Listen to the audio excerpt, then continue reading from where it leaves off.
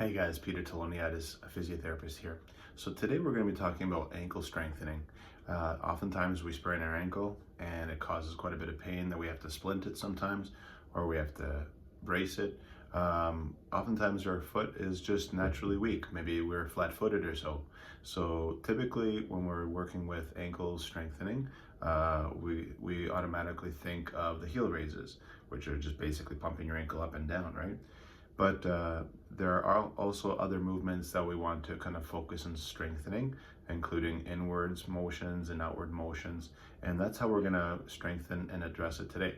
So with our exercise program that we're going to be introducing today, we're going to be using a Theraband, specifically a blue Theraband.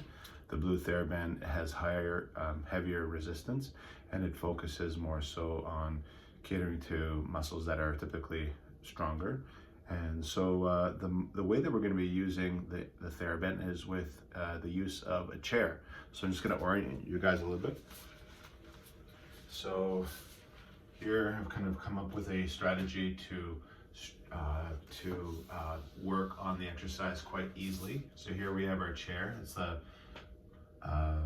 basically bought this at Costco. It's a simple strategy so it's a folding chair essentially, but you want to have a little bit of a hole here. So you're gonna put your foot in the middle, and just to kind of point out here, pointing downwards would be considered plantar flexion, pointing upwards would be considered dorsiflexion, inwards is inversion, and outwards is called eversion.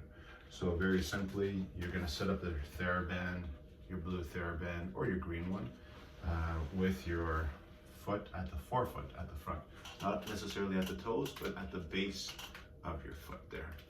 And then from there, you're going to set it up so that at first you can kind of work on your basic pointing down, right, which is considered plantar flexion.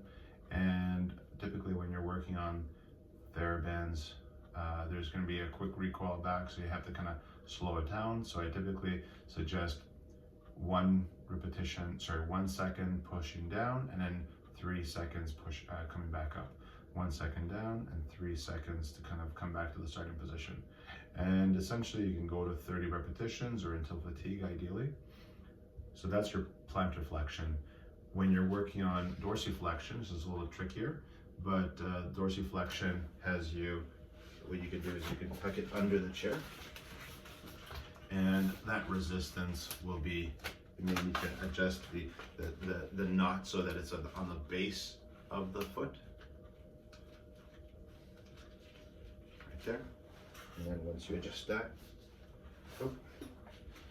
then you would apply that resistance, and you can work on some dorsiflexion.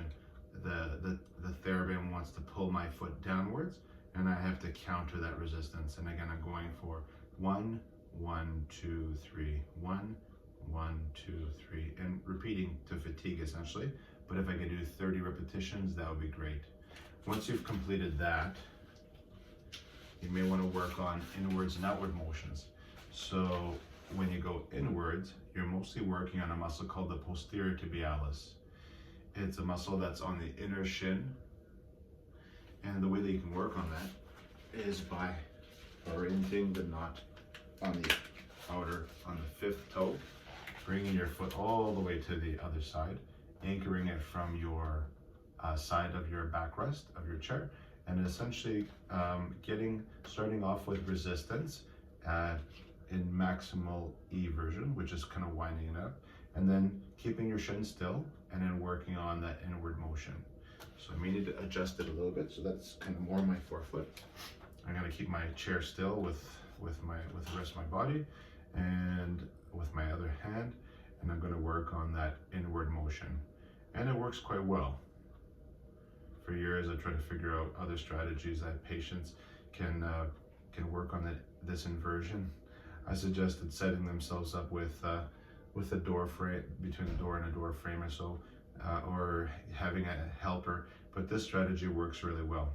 So as you can see, we're gonna go out for 1, back for 3. 1, 1, 2, 3, 1, 1, 2, 3. And then you repeat until fatigue, or essentially until 30 repetitions. Once you've completed that, you're going to just change the orientation of your Theraband.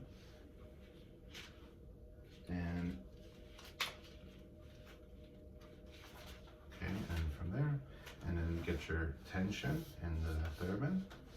And then now you're going to work on eversion. So now we're working on a muscle called the peroneus longus and peroneus brevis. So you'll notice that my shin is not rotating. It's not a rotation of the shin or hip bone, but it's more so isolating, focusing on the motions of the ankle joint. So again, you're going out for 1, back for 3. 1, 1, 2, 3. 1, 1, 2, 3. And this is the easiest way, I feel, to strengthen your ankle joint in a safe manner that doesn't require any balancing or anything. And oftentimes it can also improve your stamina with standing. It can improve some of your the conditions that it can improve is possibly even plantar fasciitis or Achilles tendinitis, or even after an ankle fracture. This is typically the type of movement that we like to introduce strengthening with. And then we progress it to more weight-bearing exercises that are in standing, single leg hopping, lunging, squatting, stuff like that.